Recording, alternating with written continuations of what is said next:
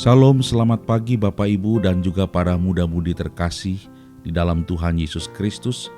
Saat ini saya mengajak kita semua untuk mengikuti renungan harian yang dikeluarkan oleh Sinode Gereja Kristen Oikumene di Indonesia dengan berpedoman pada pola pembacaan Alkitab 4M. Sebelumnya mari kita berdoa. Bapa di sorga, kami mengucap syukur untuk kebaikan dan kemurahan Tuhan atas hari baru yang Tuhan anugerahkan kepada kami. Kami ingin memulainya dengan membaca dan merenungkan firman-Mu. Urapi kami agar pembacaan dan perenungan ini menjadi cara-Mu menumbuhkan iman kami. Dalam nama Tuhan Yesus kami berdoa. Amin. Saudara-saudara terkasih, untuk merenungkan firman Tuhan yang kita baca hari ini, saya Pendeta Daniel Sakarias dan keluarga secara bergantian mengajak Anda semua untuk menerima, merenungkan, melakukan, dan membagikan renungan firman Tuhan dengan tema Terkutuklah orang yang hatinya menjauh dari Tuhan, yang diambil dari Yeremia 17 ayat 5 sampai ayat yang ke-6. Firman Tuhan diambil dari Yeremia 17 ayat 5 sampai ayatnya yang ke-6, yang berbunyi demikian. Beginilah firman Tuhan. Terkutuklah orang yang mengandalkan manusia, yang mengandalkan kekuatannya sendiri, dan yang hatinya menjauh daripada Tuhan. Ia akan seperti semak bulus di padang belantara. Ia tidak akan mengalami datangnya keadaan baik. Ia akan tinggal di tanah angus di padang gurun, di negeri padang asin yang tidak berpenduduk. Demikianlah bunyi firman Tuhan. Timbul pertanyaan dalam benak saya setelah mendengar bunyi ayat 5 tadi. Bagaimana sih gambaran orang yang hidupnya menjauh dari Tuhan itu? Nah, begini.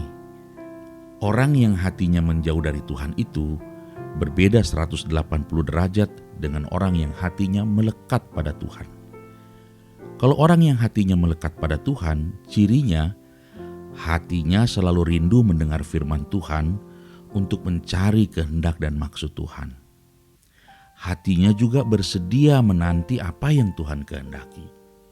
Dan hatinya hanya terpuaskan oleh hadirat Tuhan. Sementara mereka yang hatinya menjauh dari Tuhan, cirinya adalah hati mereka tidak menyukai kehendak Tuhan. Sebaliknya, mereka malah menyukai kehendak dunia dan kehendak diri mereka sendiri. Hati mereka juga berat sekali untuk menaati apa yang Allah kehendaki. Hati mereka juga hanya dapat terpuaskan oleh keinginan daging dan hawa nafsu. Dalam kehidupan sehari-hari, seperti apakah contoh dari orang-orang tersebut?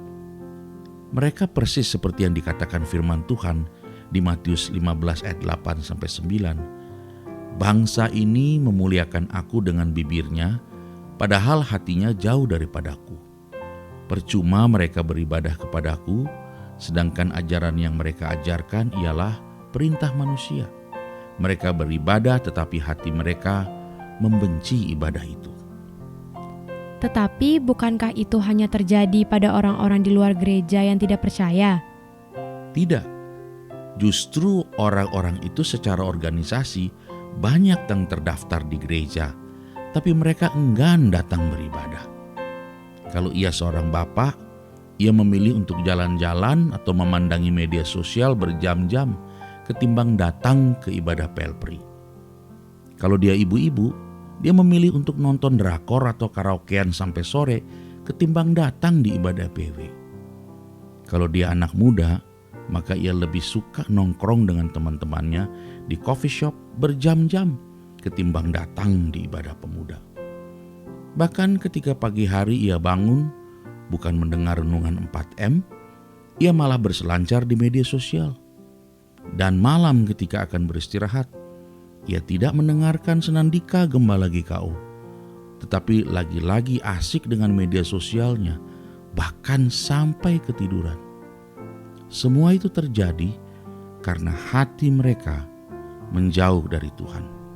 Tidak heran kalau banyak keluarga-keluarga di gereja yang kosong rohaninya, mudah mengabaikan Tuhan, menyepelekan gereja, meremehkan ibadah, menganggap enteng nasihat para hamba-hamba Tuhan. Bahkan ada yang bisa meninggalkan Tuhan demi pasangan dengan entengnya, mengabaikan moral demi kenikmatan, mengorbankan kejujuran demi uang sogokan. Lalu, apa yang harus kita lakukan sekarang? Camkanlah ini. Menjadi anggota sebuah gereja itu baik, tetapi menjadi anggota gereja dengan hati yang melekat, bergantung pada Tuhan, dan setia mencari wajah Tuhan, itu jauh lebih baik. Jangan kita menjadi anggota gereja yang hatinya menjauh dari Tuhan dengan terus-menerus mengajukan alasan-alasan kita. Sebaliknya, jadilah anggota gereja yang hatinya berpaut dan bergantung penuh pada Tuhan. Dari renungan tadi, lalu apa yang harus kita bagikan? Mari kita ingatkan teman-teman kita, baik di lansia, pelpri, PW, dewasa muda, dan pemuda remaja, untuk memiliki hati yang melekat pada Tuhan. Dan siapapun yang bersedia memiliki hati yang melekat pada Tuhan, tulislah pada kolom live chat, "Saya ingin hati saya melekat pada Tuhan." Mari kita tutup saat teduh kita dengan berdoa.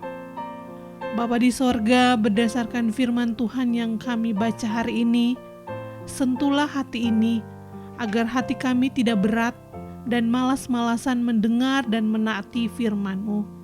Jadikanlah hati kami ini hati yang berpaut pada Tuhan, melekat pada Tuhan, dan bergantung pada Tuhan. Berkatilah seluruh kegiatan kami di hari ini.